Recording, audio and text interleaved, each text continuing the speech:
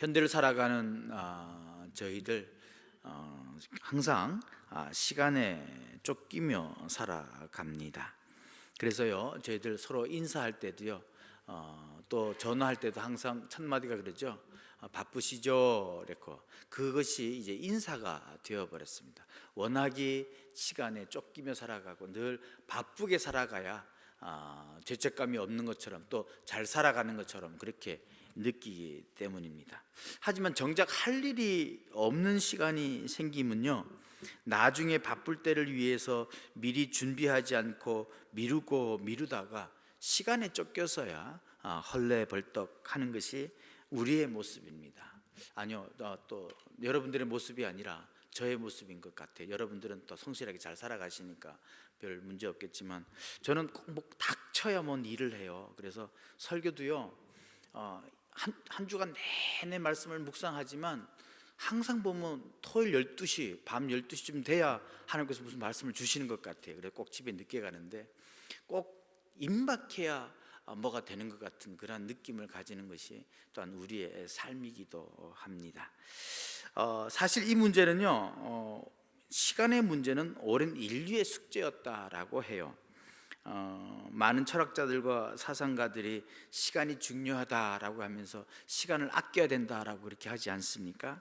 또 현대에 있어서도요, 막 어떻게 보면 대학에서도요, 시간의 중요성을 많이 가리킵니다. 그래서 인간이 가지고 있는 본성이나 능력 같은 것들 가운데 그것을 잘 활용하려면 시간을 잘 활용해야 된다라고 합니다. 우리가 살아간 대학 가운데서도요, 가장 또 인기 있는 과목 중에 학과가 경영학과다 그렇게 하는데요, 이 경영학과는 인간이 가지고 있는 본성이나 능력과 같은 것을 잘 연구해서 한 사람이 할 수 있는 최대한의 능력치를 끌어올려야 하는 분야, 그래서 바로 회사를 잘 경영해야 되는 것, 이것을 가리키는 학문이 경영학인데요. 그래서 심리학, 사회학 뭐 여러 이론들 한데 모여서 실용적으로 또 실제적으로 사용될 수 있도록 함께 하는 것이 바로 이 경영학입니다. 근데 이 경영학의 대가 중에 한 분이 바로 피터 드러커라고 하신 분인데, 그분이 강력하게 주장했던 내용들 중에 하나가 바로 시간의 활용입니다. 이만큼 시간은 우리가 잘 관리하며 살아야 하는데, 생각해 보면 그렇게 호락호락하게 잡히지 않는 것이 시간입니다. 시간을 낭비하는 일이 없이 매 순간 최선을 다해 살아가려고 노력하지만 그것이 잘 안 돼요. 하지만 중요한 것은 우리가 시간을 잘 관리해야 된다라고 하는 것은 분명한 것 같습니다. 그래서 신약성경 에베소서의 말씀은 우리들에게 이렇게 말씀해 주세요. 그런즉 너희가 어떻게 행할지를 자세히 주의하여 지혜 없는 자같이 하지 말고 오직 지혜 있는 자같이 하여 세월을 아끼라. 때가 악하니라 라고 에베소서 5장 15절 16절에서 말씀해 주고 있습니다. 앞으로 행할 바를 마음에 새기고 주의해서 세월을 아껴라. 왜요? 때가 악하기 때문이다 라고 말씀하십니다. 이것을 어떤 영어 성경은 그 의미를 나름대로 해석해서 주어진 기회를 잘 살려라 이렇게 번역하기도 합니다. 왜요? 시간이라고 하는 것은 한번 지나가면 다시 오지 않기 때문에 잘 살펴보다가 때가 왔을 때 꽉 잡으라고 하는 그런 해석입니다.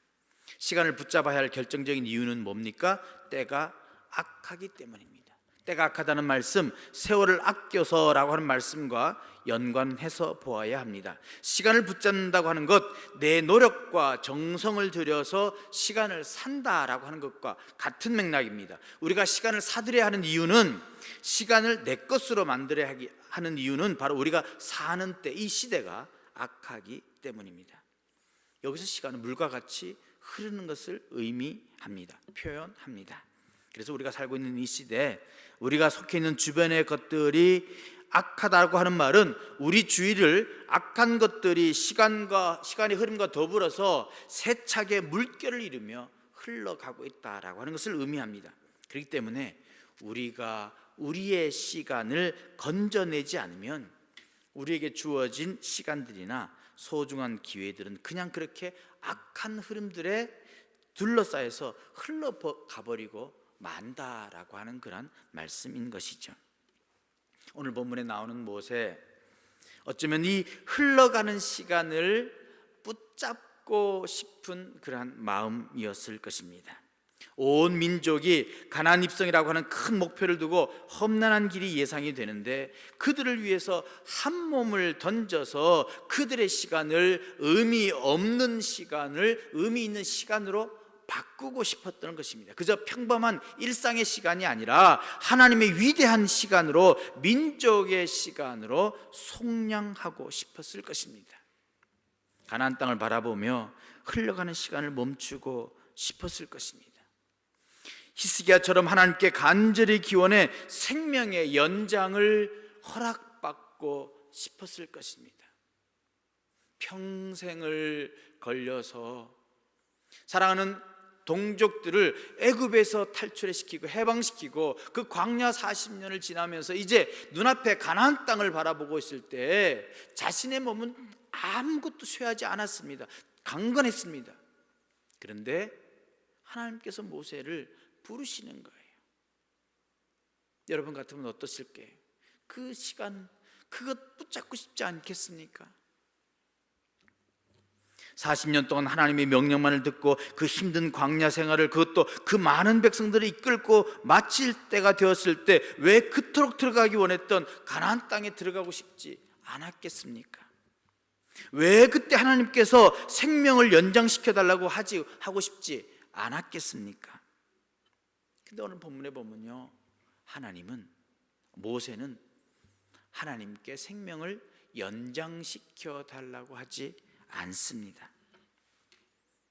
시간을 더 달라고 하지 않았습니다. 오히려 모세가 120세 나이로 하나님의 부름을 받을 때 그 눈이 흐리지 않고 기력이 쇠하지 않았다고 합니다. 기력이 쇠하지 않았다는 말, 습기가 남아있다는 말이에요. 아직도 피부와 몸에 물이 올라있는 건강한 신체였다고 하는 거예요. 우리가 나이가 들면, 연세가 드시면 몸이 푸석푸석하다 그러잖아요. 그것은 바로 몸에 물기가 점점점 없어지는 거예요. 즉 푸석푸석하지 아니하고 생기가 있다고 하는 말입니다. 죽기 직전에 하나님이 보여주시는 가나안 땅을 보기 위해 느보산 중간 어디 전망 좋은 곳이 아니라 제일 높은 정상 비스가산 맨 위 꼭대기에 올라갔다는 것만 보아도 그의 건강이 여느 청년 못지않았음을 보여줍니다. 아직 더 일할 수 있는 상황입니다. 근데 모세는 시간을 더 달라고 기도하지 않았을 뿐만 아니라 자신에게 주어진 시간을 다 누리게 해달라는, 어찌 보면 정당한 기도마저도 하지 않았습니다. 그저 그렇게 자기에게 주어진 역할을 충실히 다하다가 마지막 가는 순간까지 하나님의 뜻을 따랐다고 하는 거예요. 주어진 시간을 충실하게 살았기에 하나님의 뜻을 따랐다라고 하는 거예요. 제가 아주 좋아하는 그런 경구 중에 하나가 공성이 불거라고 하는 노자의 도덕경에 나오는 말이 있습니다. 늘 삶의 지침으로 제 삶의 어떤 경구로 늘 되새기고 하는 그런 말인데요, 이 공성이 불거라고 하는 말을 보면서 저는 모세를 늘 생각합니다. 바로 이 공성이 불거라고 하는 것을 잘 실천한 사람이 바로 모세이기 때문입니다. 이 공성이 불거라고 하는 말은 공을 세우되 거기 머물지 않는다라고 하는 거예요. 공을 세우되 거기 머물지 않는다. 이 얼마나 시원하고 유쾌한 말인지 모릅니다. 그런데요, 이 말씀이 노자가 한 말씀인데도요, 주님도 똑같은 말씀을 하셨어요.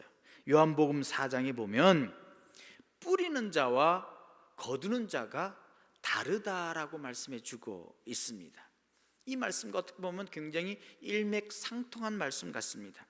일반적으로 우리는 무르익은 곡식에 낫을 댈 때라든가 혹은 많은 이윤을 낼 때 혹은 권력을 잡을 때 큰 기쁨과 보람을 느낍니다. 그러나 사실 그런 기쁨 속에는 내가 심은 것은 내가 반드시 거둬야 한다라고 하는 그런 철저한 이기성이 전제되어 있는 거예요.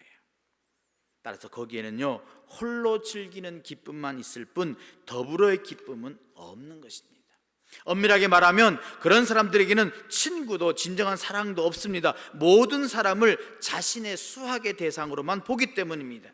또한 그가 거두는 모든 것은 다 자기의 공로에 불과합니다. 오늘의 처지, 오늘의 성공이 오로지 자기의 능력이나 노력의 결과라고 믿기 때문입니다. 따라서 그에게는 하는 감사할 이유도 없고요, 은총이니 은혜니 하는 개념도 무의미합니다. 감사하는 심정이 없는데 어떻게 정말 기쁨이라는 거 하는 게 있겠습니까? 여러분, 참 기쁨은요 감격에서 나오잖아요. 삶의 감격은 은총이요 은혜라고 하는 느낌이 있을 때만 가능합니다. 수요일에도 말씀드렸지만 이런 나를 사용하신 그 주님이 나의 꿈입니다. 부족하고 연약한 사람이지만 주님께서 사용하셔서 주님의 나라 일꾼으로 삼아주시니 그것이 얼마나 감사하고 감사한지, 이제 주님께서 데려가셔도, 이제 주님께서 함께 하셔도 아무런 후회도 없고 여한이 없습니다. 주님만이 나의 꿈입니다라고 노래 부르는, 찬양할 때 진정한 감사가 있는 자, 감격이 있는 자의 찬양이라고 말씀드릴 수 있는 거예요.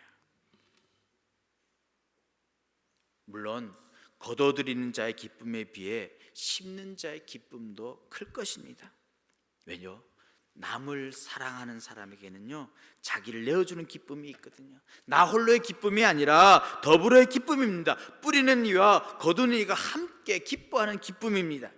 내가 심은 것이 남이 거두면서 기뻐하는 기쁨에 내가 참여한다는 것은 정말 삶의 환희가 아닐 수 없습니다. 내가 심은 것을 남이 거둔다는 사실에 보람을 느끼는 데는 단순히 심고 거둔 그 자체보다도 너를 만나는 그러한 공존의 기쁨이 있기 때문입니다. 함께함이 있기 때문입니다. 여러분, 믿음의 길을 걸어가는 데 있어서도요 믿음의 친구처럼 함께 믿음의 길을 믿음의 도반으로서 걸어가는 것이 얼마나 감사한지 몰라요. 여러분, 혼자는 힘들어요.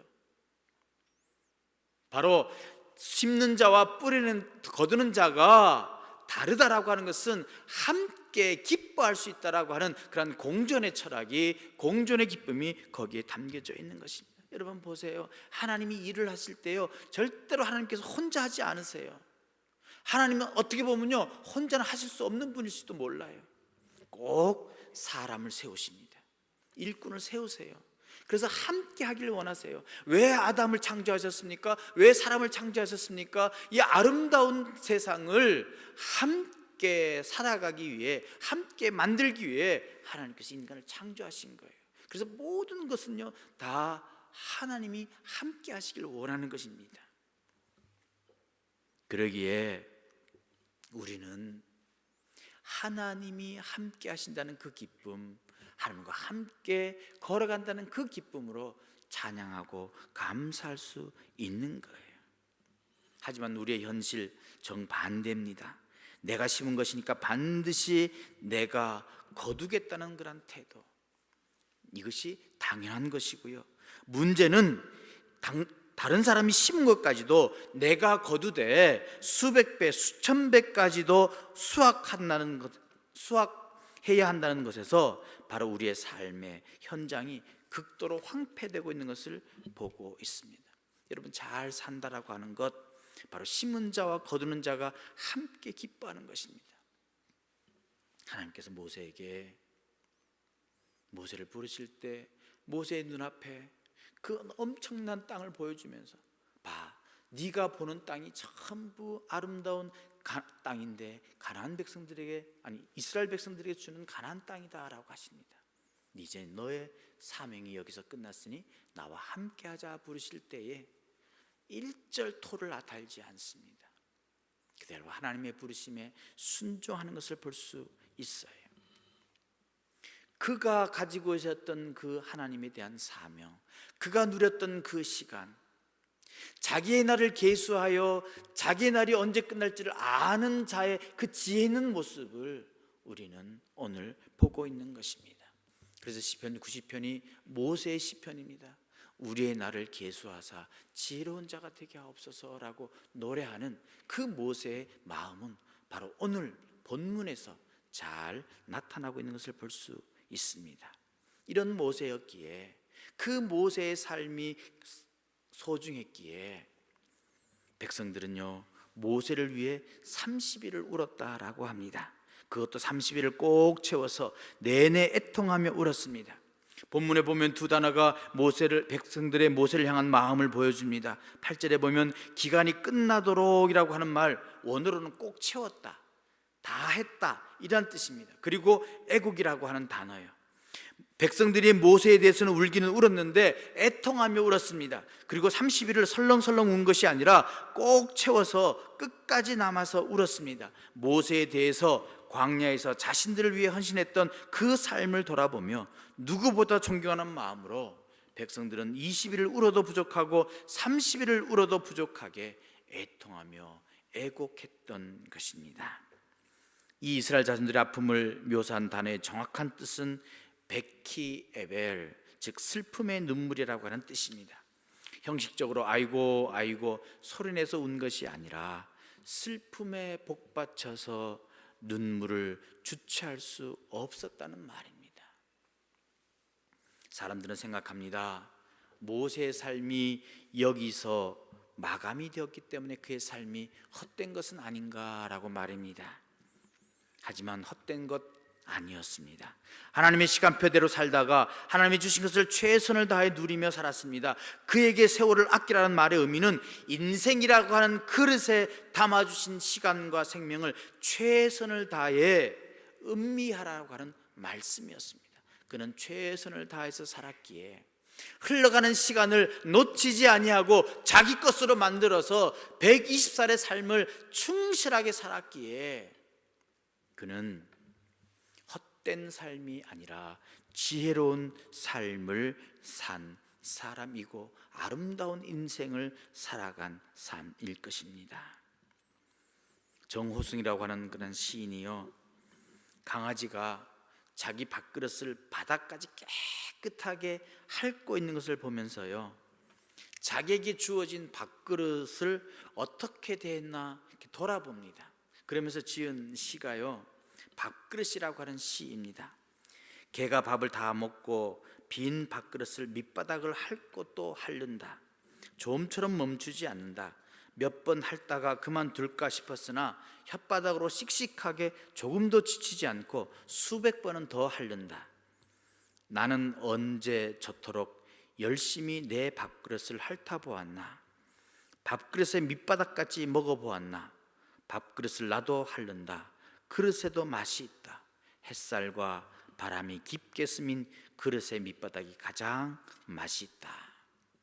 그릇에도 맛이 있는 것처럼 우리 인생도 그 자체로 맛이 있습니다. 그래서 음미해야 되고요, 밑바닥까지 맛을 보아야 합니다.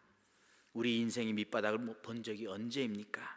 그래서 건성건성 몇 숟가락 뜯어 말고 그렇게 대충대충 포기하고 상을 물리고 만 것이 우리 인생 아니겠습니까? 하나님이 차려주신 밥상, 하나님께서 우리에게 주신 따끈한 밥 한 고기를 밑바닥까지 정성을 다해 먹을 때 담겨있는 밥뿐 아니라 밥그릇까지 맛이 있음을 알게 됩니다.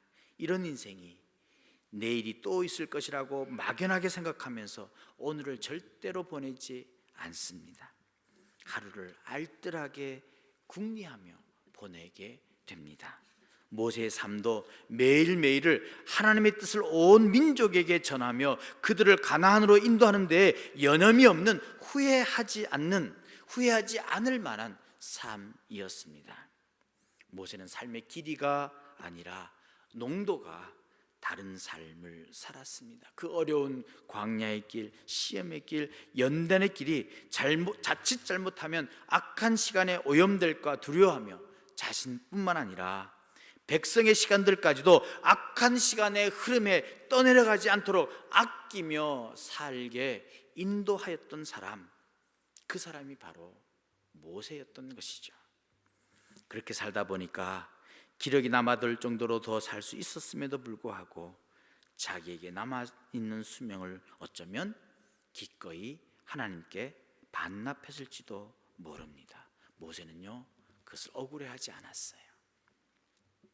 이미 지혜 없는 자가 아니라 지혜 있는 자, 하나님과 함께하는 자가 되어서 인생의 길이가 중요한 것이 아니라 흘러가는 시간을 건져내는 삶, 나의 힘과 열정을 다해서 그 시간을 내 것으로 사드리는 삶을 살았기에 우리는 모세를 아름다운 인생이다라고 말할 수 있을 것이고요, 또 모세에게 있어서도 그 인생은 충분히 아름다운 것이었을 것입니다.